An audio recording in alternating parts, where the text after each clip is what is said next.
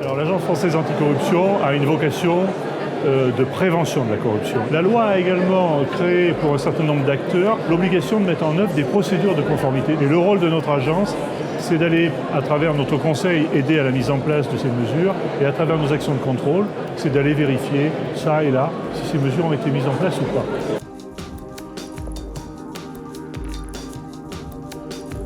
La plus grande difficulté qui nous guette ou qui nous touche en matière de lutte globalement, de lutte globale contre la corruption, le blanchiment, les infractions financières en général, c'est d'abord un manque cruel de moyens d'investigation. Les services sont souvent un peu cloisonnés et l'échange ne se fait pas suffisamment bien, et donc on perd beaucoup de force dans notre capacité d'analyser, de détecter et donc de poursuivre les faits de blanchiment, de corruption ou des infractions financières en général.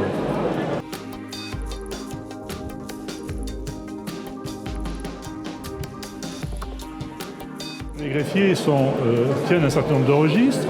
Ils sont donc l'interface entre la justice, l'administration et le monde économique.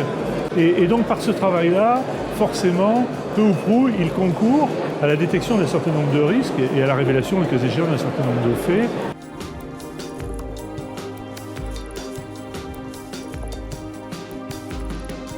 Cette convention concerne d'abord la possibilité d'avoir des échanges entre le Conseil national et notre agence.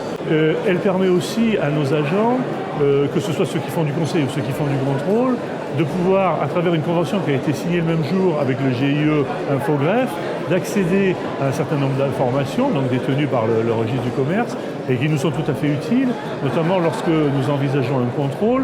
Ça nous permet d'obtenir les premiers renseignements sur l'entreprise, ses dirigeants, etc., toutes les informations que détient le RCS.